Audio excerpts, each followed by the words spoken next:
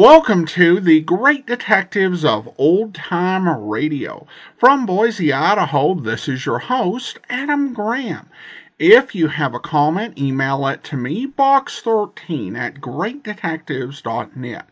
Follow us on Twitter at Radio Detectives and become one of our friends on Facebook. Facebook.com/Radio Detectives. I do want to encourage you to check out my wife's business at lilarose.biz/Ashira. That's LILLA rose.biz/Ashira, ASHIRA. Through there, she sells a wide variety of hair clips, headbands, and hairpins in a host of different styles. And these also come in different sizes to fit different hair types. These are great for a wide variety of different women. Go over to LILLA rose.biz/Ashira. That's ASHIRA. We're going to get into Mystery is My Hobby. I do want to encourage you to listen to the post-episode commentary, as I'm going to be talking about something I didn't know existed until last week. The Mystery is My Hobby television program. Now, I do want to say that we don't have any episodes in circulation, and I'm dubious they'll ever be found. I'll talk a little bit more about why when we actually get into talking about it, but it's a fun bit of history nonetheless. All right, well, the title of today's episode of Mystery is My Hobby is Death is a Twin.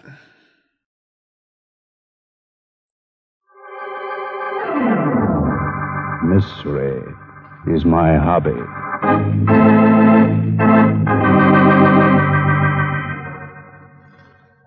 Ladies and gentlemen, Bart and Drake speaking.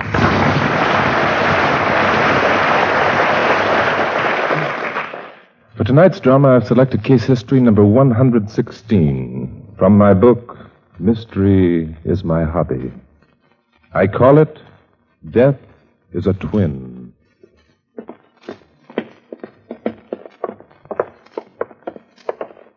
This is the place, Riley. You wait out here. I'm going in. Okay, Chief. I better try again.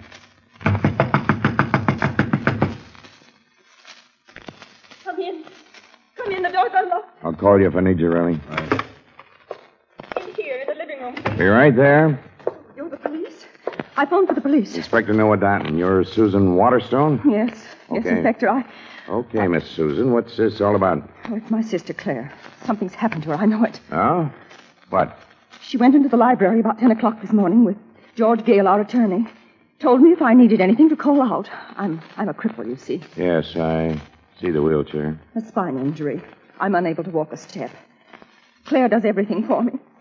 If anything's happened to her, what would become of me? No. Just calm yourself. Maybe nothing's happened to her. But it has. I've been calling for her for the past half hour. She won't answer. Why didn't you wheel yourself into the library and see what was the matter? But I did wheel myself to the door. The door is locked. From the inside? I'm afraid so. I can't see through the keyhole. Well, guess I better take a look. Oh, wheel me along, will you, please? I want to see with you. Yeah, sure. Which one? This door right here.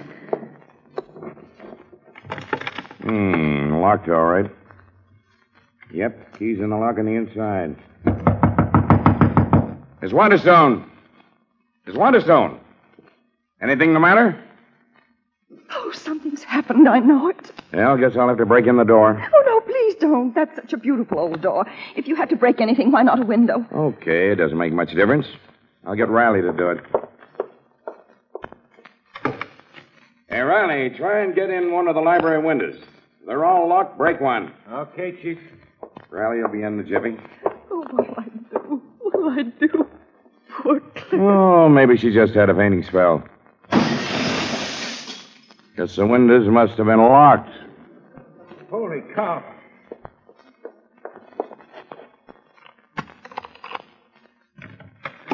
Chief, boss, she's dead. Claire dead. Oh, no. No! Oh, no!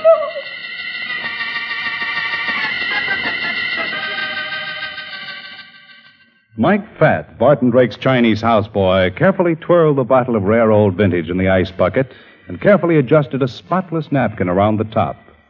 Carefully, he set just the right glass on each stand beside the two easy chairs, and then, just as carefully, placed a carpet tack point upwards in the chair where the good Inspector Danton would soon be planting his very ample frame.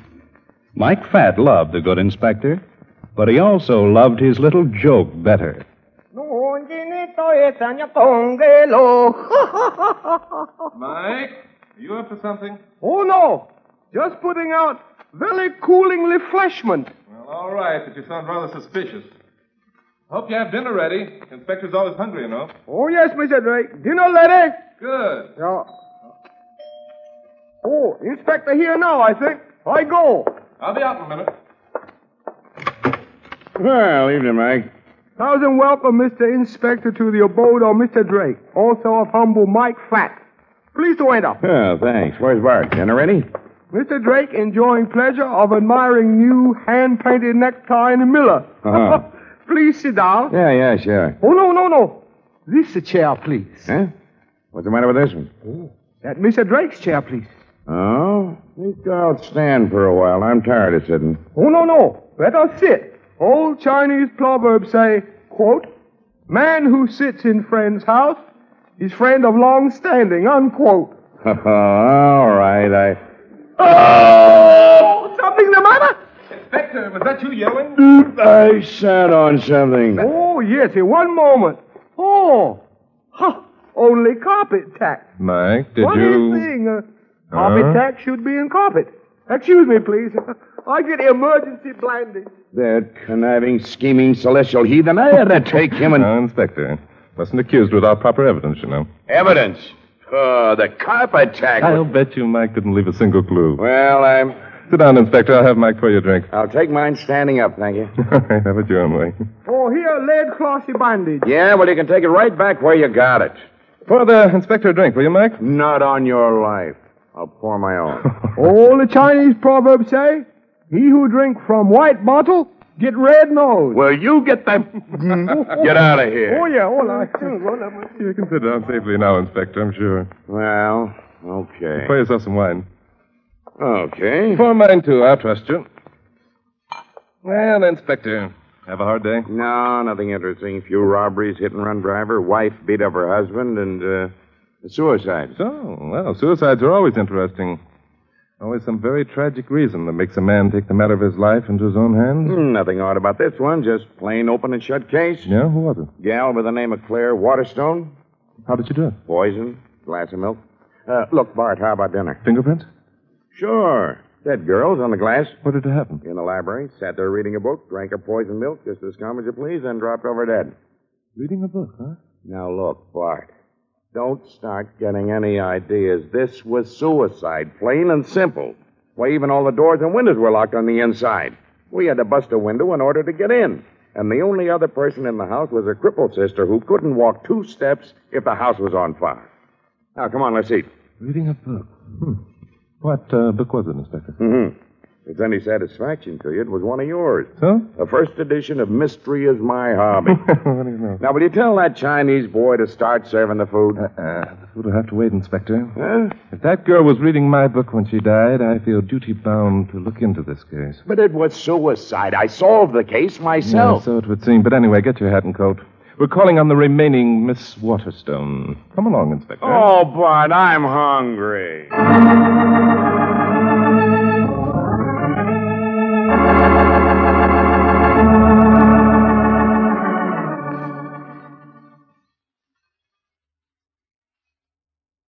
And now, back to Glenn Langan for the second act of Mystery is My Hobby.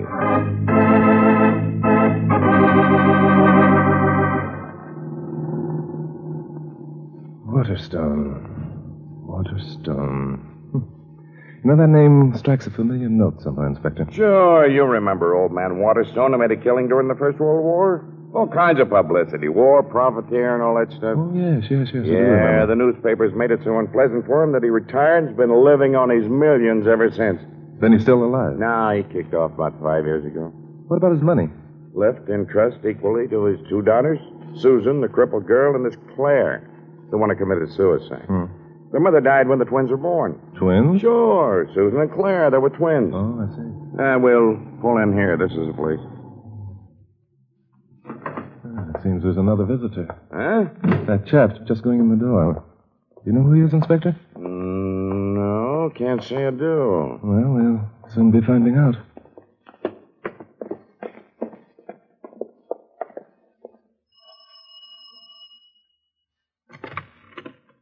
Miss Waterstone isn't at home, gentlemen. Just a minute, you. We're the police. Police?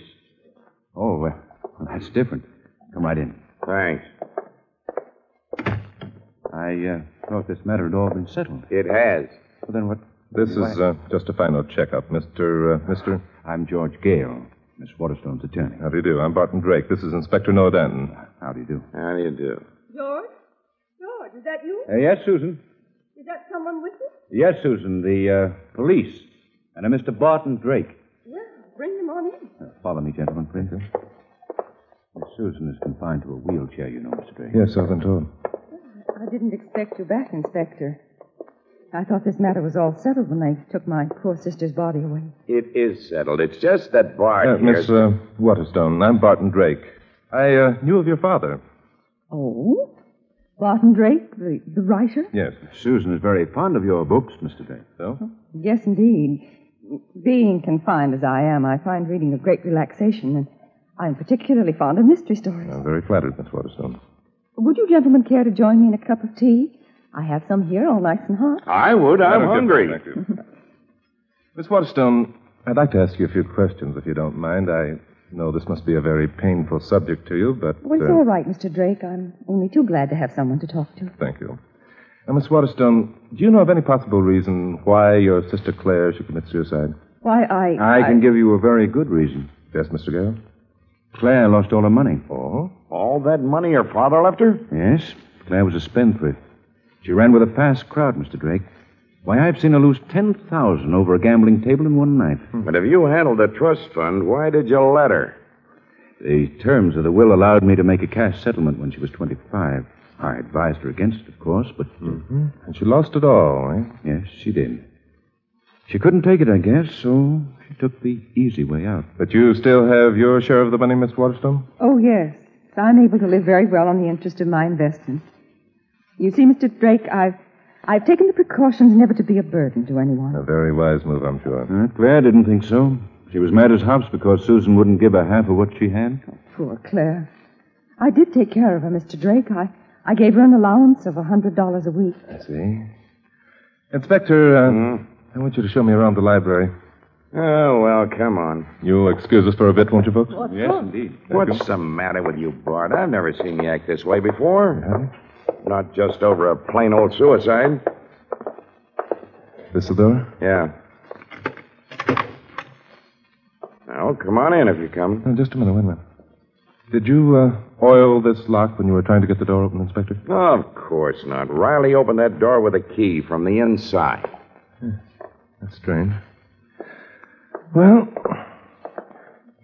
now, where was the body? Slumped over in his chair, And the book, my book? laying in her lap. Test the book for fingerprints? Sure. Whose? Hers. Oh. What was the glass of milk? Laying on the floor. That spot there was the milk. I see. How do you know the milk contained the poison? We analyzed the spot. Now, are you satisfied? What's that broken window?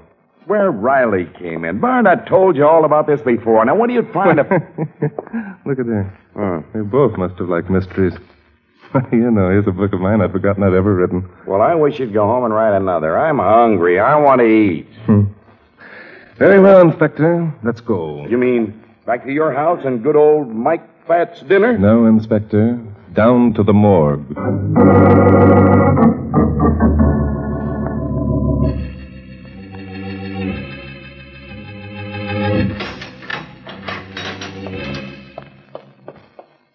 Good evening, Charlie. Oh, good evening, Mr. Drake. Did you come down to take a look at my customers? We came down to look at a stiff. Yes, of course. Come right in, gentlemen. How are you this evening, Inspector? I'm starving to death. Good. I had a cadaver that came in this morning, starved to death, rather thin. Now, what can I show you? I've got all types. Look, we aren't down here to pick out Miss Corpse of 1947. Oh, We'd like to look at Miss Claire Waterstone, Charlie. Claire Waterstone. Yes, if you please. Oh, yes.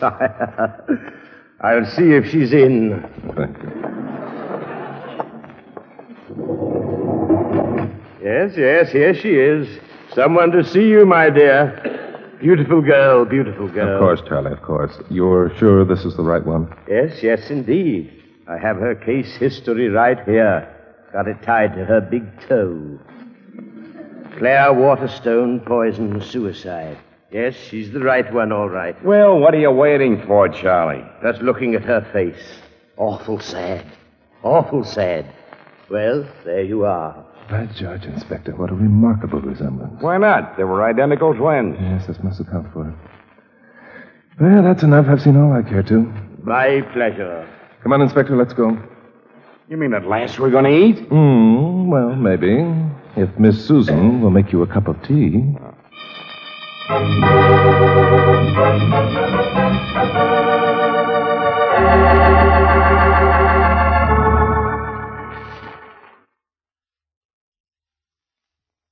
And now back to Glenn Langan for the third act of Mystery is My Hobby.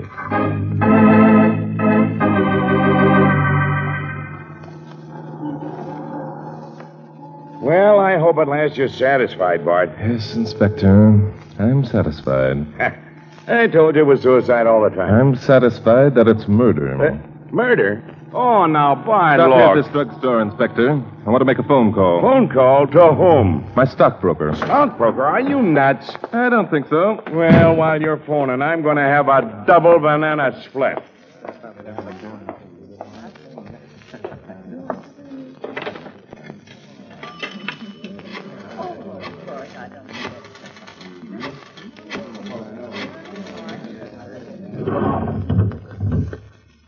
Hello, Al? Bart and Drake. Listen, Al. You know a chap by the name of George Gale? Yes, that's the one, a lawyer. Yeah? Down at the stock exchange, that's right. Yes? Quite a heavy loser, huh? Thanks, Al. That's just what I wanted to know. Yeah, sure. Meet me for lunch tomorrow. All right, bye. And vanilla. And plenty of nuts, Bart. Are you through already? Yes, Inspector, come along. We've got work to do. But I just ordered it. No, what's the use? I'm coming. Suicide, morgue, murder, stockbroker. I give up. You want to solve this case, don't you, Inspector? I've already solved it. All I want to do is eat. Back to the Waterstones, Inspector. Oh, dear. Now, look, Bart, I don't mind going along with the gang, but this time you're going just a little bit too far. You think so, Inspector? You're darned right. This is nothing but an ordinary police job, just plain suicide. That's the way it's marked up on the books down at headquarters, and that's the way it's going to stay. Oh, Inspector, I'm afraid you're in for a big surprise. But it couldn't be anything else. It couldn't be murder. Look, be reasonable, will you? Why couldn't it be murder? Because nobody could walk into that library, give Miss Claire a glass of poisoned milk, and then walk out and leave all the windows and doors locked on the inside. That's why. Claire just had to lock that door herself. Well, it's been done before. If you read my book on the case of... And besides that, there weren't anybody else's fingerprints on that glass but Claire. Of course there weren't, Inspector. You wouldn't expect there would be, would you? Oh, nuts.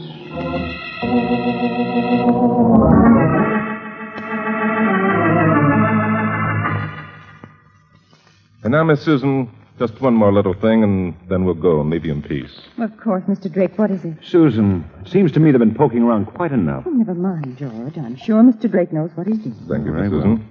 I'd like to look at your sister's room, if you don't mind. Why, certainly.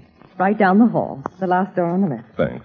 Coming, Inspector? Yeah. If you don't mind, I won't go with you. My wheel carries enough. Of course. I think this is it. Yeah.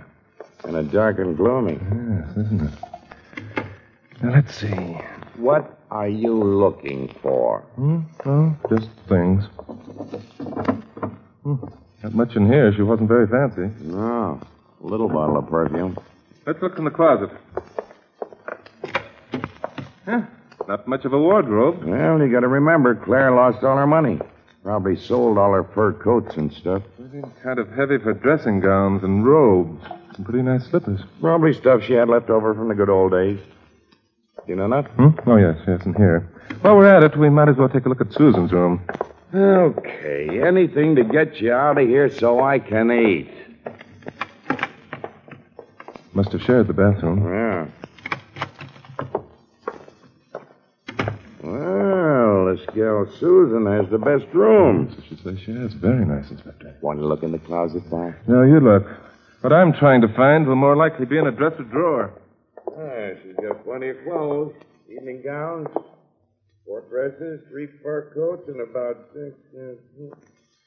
50 pair of shoes. Yes, so I suppose. She has all the money, remember? Isn't that what you said, Inspector? Yeah, I sure did. Inspector, here it is. Here, what is? The key to the whole crime. That's nothing but a knitting needle. Yes, that's right, Inspector. What do you suppose that string is doing tied to the end of it? Is that the way you knit? Is it? Oh, I don't know. I suppose she... What is it doing tied there? Just another fatal mistake our murderer made, Inspector. This knitting needle sews up the whole case. Now I'm able to tell you who our murderer is and who was murdered. But we know who was committed suicide. It was Claire Waterstone. You're sure of it, are you, Inspector? Of course I'm sure. I'm as sure... Glad you had to figure it out, Mr. Drake. Hey, Bart, look. Susan Waterstone. She's walking. Your mistake, Inspector. Not Susan, but Claire. Then where's Miss Susan? We just left We her... just left Miss Susan Waterstone with Charlie down at the morgue. I would like to know just how you figured this all out. Well, stop me if I'm wrong, but here's the way I think it happened. After you lost your money, Miss Claire, you were forced to depend upon your sister, Susan, for your very existence. In order to get the weekly allowance she gave you, you had to wait on her hand and foot. You're right so far. That got to be pretty tiring after a while. You couldn't see why a crippled girl who was unable to go anywhere should have all that money, while you, who were young and healthy, didn't have a dime. So you decided it would be wonderful to change places with your sister and have all that money for yourself. Yeah, but one of them was crippled, Bart. Susan, why did you get out of the chair? Oh, it's no use, George. Mr. Drake knows everything. Oh, that's too bad. You don't think I'm going to let him tell, do you? Barty's got a gun? Yes, indeed. I wouldn't use it, though, Mr. Gale. No, I don't think I will. After all, Claire is the murderer. No, George. You are the murderer. What?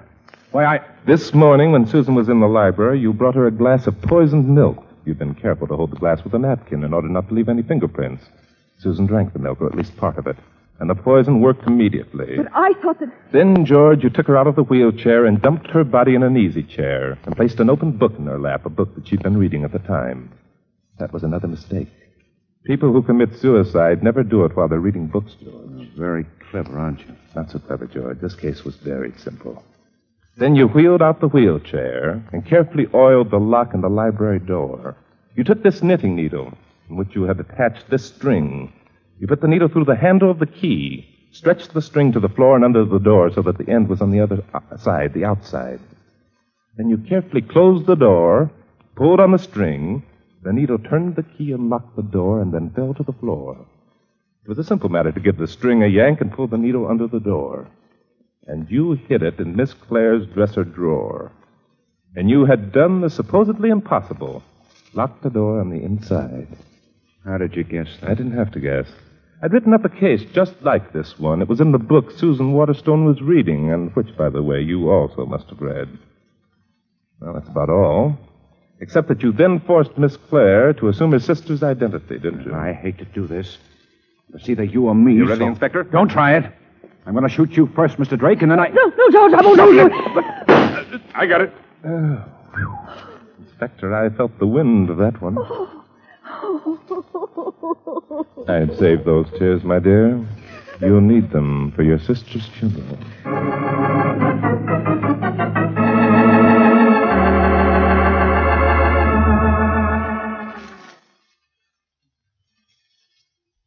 And now, back to Glenn Langan for the conclusion of... Mystery is my hobby.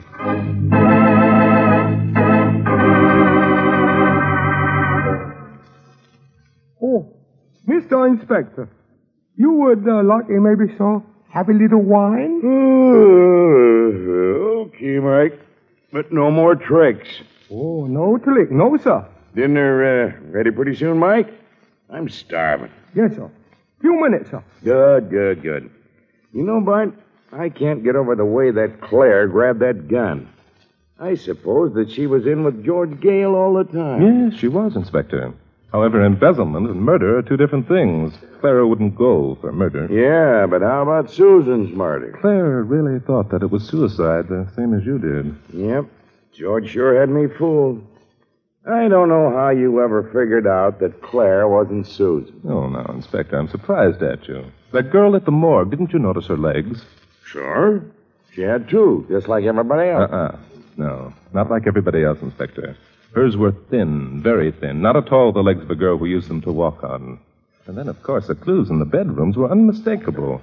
Did you honestly believe that Susan, being confined to her wheelchair, would use evening gowns, sport clothes, fur coats, and 50 pair of shoes? Well, I don't know. How did you know that George killed her instead of Claire? Well, primarily because of my call to my broker. He said that George Gale had been gambling on the stock exchange with much more money than he could possibly possess. Only, Inspector, it was Susan's money instead of Claire's. Hers was already gone, remember? Gentlemen, dinner is served. At last we eat. Just a minute, Inspector. Bart and Drake speaking. Yes? Yes. Oh, yes, indeed. What? We'll be right over. Come on, Inspector, get your hat. But, Bart, dinner's ready. You I can haven't eat eaten. later, Inspector. You can eat later. Right now, we're going to investigate a very mysterious murder. But, Bart, with me, eating is a very serious business. I know, Inspector, but with me, mystery is my hobby.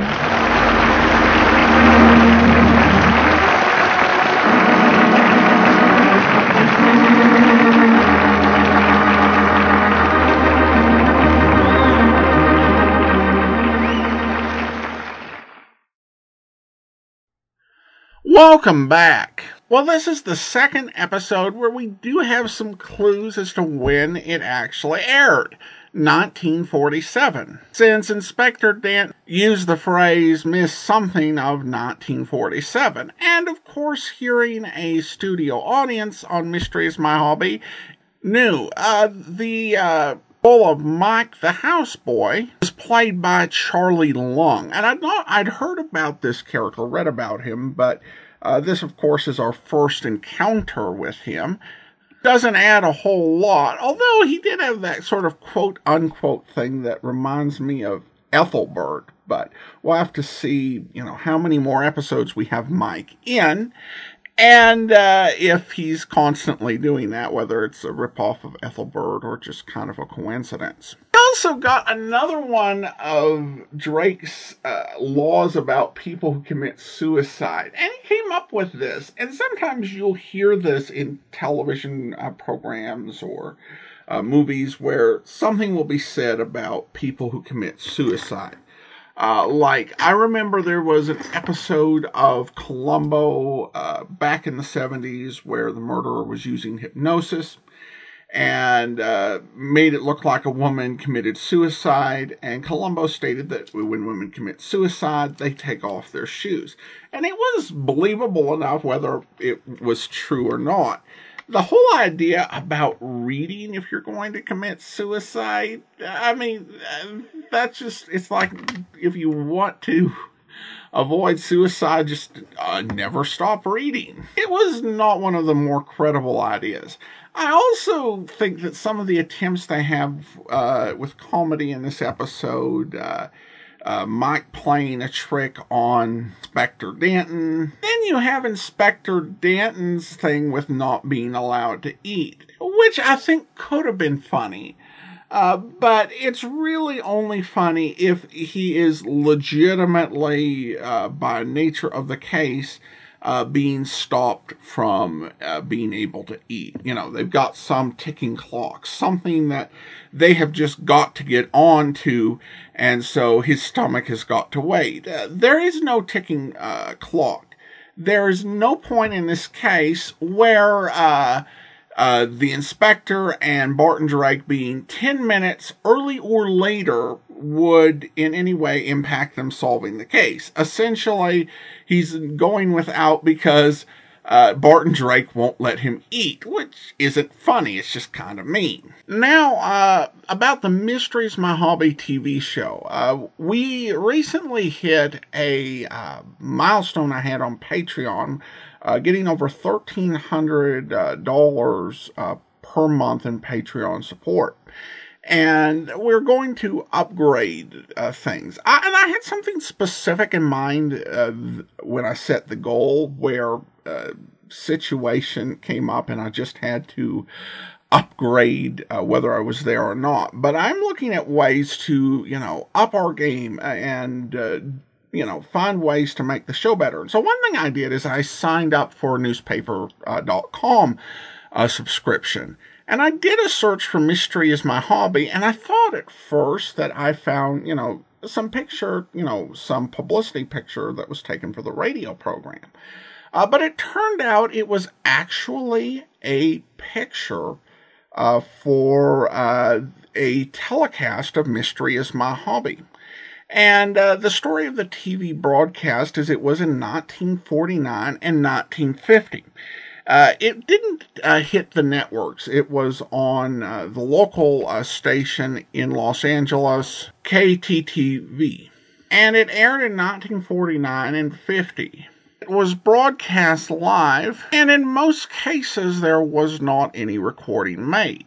There wasn't one exception to this that someone found, because I asked about it on a forum, from early 1950. The show got a sponsor, and it needed to move to another night. However, they didn't have time or the capacity to be able to quickly change their day and time.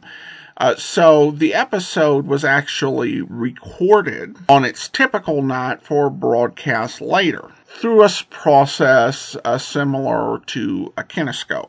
So if there were any episode that would come into circulation or might exist, it might be that one. But keeping in mind that this was a local program that, as far as I can tell, was only broadcast on that one station in Los Angeles, with only one recording ever made, the odds are remote indeed that it survived. Which is a shame, because it did have Norman Fields in it as Inspector Denton. I think it's safe to say that during his active career, this was probably the thing that Glenn Langan had the most success for.